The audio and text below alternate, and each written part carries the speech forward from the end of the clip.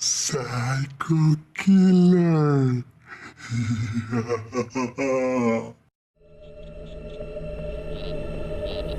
जय इस घर में अकेला रह रहा था। उसने खाना तैयार किया और खाना खाने के बाद वो टीवी पे न्यूज़ देखने लगा। टीवी पे केवल एक ही खबर दिखाई जा रही थी। होशियार, इस शक्ल को देखिए। गौर से देखिए इस आदमी को। ये भोली भाली शक्ल वाला आदमी, इसने न जाने कितने मासूमों को बेदर्दी से मौत के घाट उतारा है। और यही नहीं, ये कातिल लोगों का खून करके उनका खून भी जाता है। ये कातिल कल रात जेल से फरार हो गया है। क्या आप अपने घरों में सुरक्षित हैं? अगर आपको इसकी शक्ल दिखे तो फौरन अपने खिड़की दरवाजों को बंद कर लीजिए, क्योंकि ये कभी भी आपके घर में घुस सकता है। जय को ऐसी खबरों से डर लगता था। मैं क्रूमेट से दवा था। टीवी से डर के उसने मैगजीन उठा ली, लेकिन उसमें भी हॉरर स्टोरीज निकली। वो अपनी कुर्सी पे बैठ के भयानक किताब पढ़ रहा था।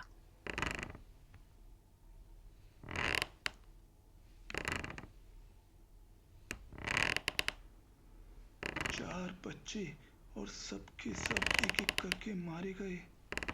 सिर्फ एक ही बच्चा बच गया। लेकिन आगे जाकर कहानी ने भयानक मोड़ ले लिया और वो आखिरी बच्चा भी शैतान का शिकार बन गया। ये किताब पढ़ के जय काफी डर गया। अचानक उसका ध्यान खिड़की पर गया। खिड़की से कोई कौन है वहां? लेकिन बाहर चाप वहां से चला गया। कहीं ये वही साइको किलर तो नहीं? जय पहले ही वो किताब पढ़कर डर गया था और फिर जो उसने देखा, अब तो वो और डर गया। उसे लगा उसे कुछ करना चाहिए, तो वो सेल्फ डिफेंस के लिए कुछ लेने के लिए किचन में गया।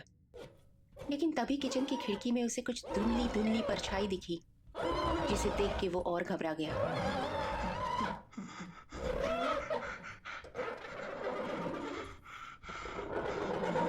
वो अब अंदर जाने से भी डर रहा था।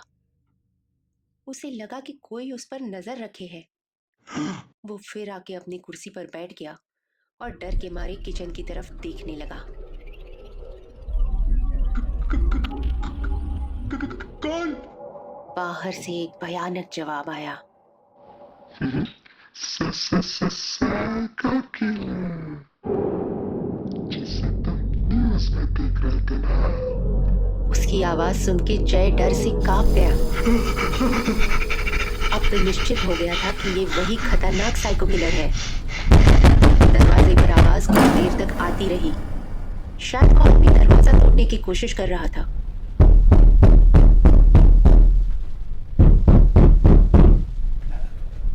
कुछ देर बाद आवाज आनी बंद हो गई। क्यों ना मैं पीछे के दरवाजे से भाग जाऊं? उसके मन में विचार आया, लेकिन उसने पहले कई कहानियां और फिल्में देखी थी, जिनमें कई बार शिकार ऐसे ही भागने की कोशिश में पकड़े जाते हैं। घबराहट में उसे समझ नहीं आया कि क्या करे। उसने सोचा कि घर में रहना ही ठीक होगा। अचानक खिड़की के पास की आवाज से वो डर गया। उसने गर्दन घुमाई और पीछे देखा।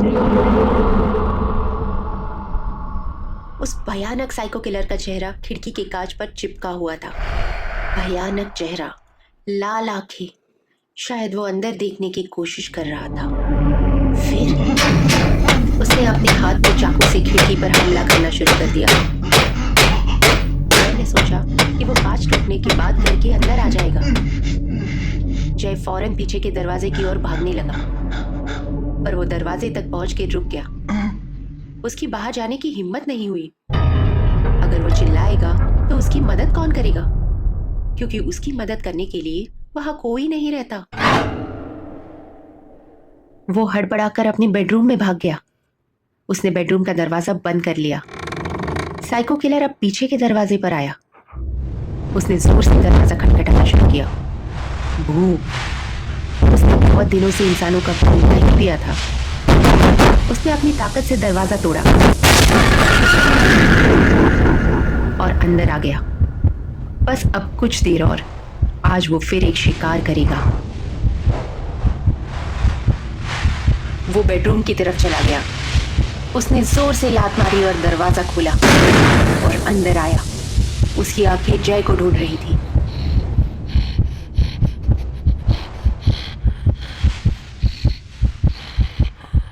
सामने दीवार पर जय का फोटो था। उसे देख के साइको को कुछ याद आया।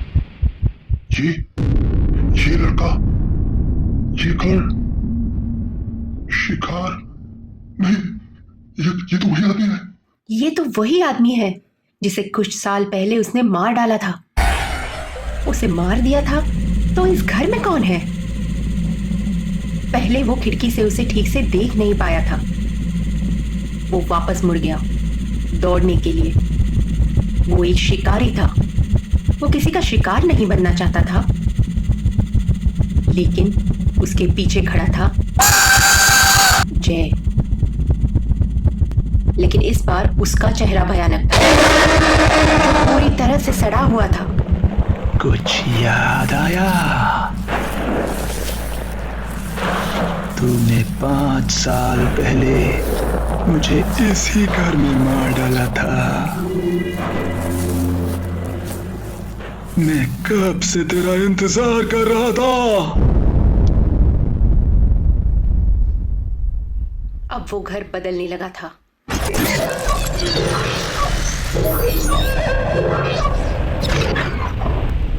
वो घर जो साफ सुथरा दिख रहा था, वो पुराना दिखने लगा। हर जगह धूल थी। जय ने उस भयानक साइको किलर की गर्दन पकड़ ली और दीवार पर जोर से मारा। घायल साइको किलर गिर गया और अपनी जान की भीख मांगने लगा।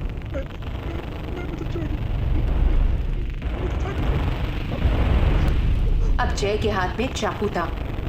जय ने उस साइको किलर पर हमला कर दिया और तब तक नहीं छोड़ा जब तक कि उसकी जान नहीं निकली।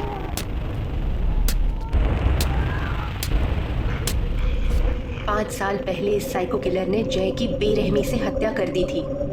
उसकी आत्मा इस घर में ही कैद थी, लेकिन आज उसका बदला पूरा हुआ। साइको किलर का शव एक पुराने घर में भयानक हालत में मिला है। पुलिस आगे की जांच कर रही है। लेकिन उसकी मौत कैसे हुई, ये हमेशा के लिए एक रहस्य बना रहा। दोस्तों, ये कहानी हमारे ही एक व्यूअर तृप्तेश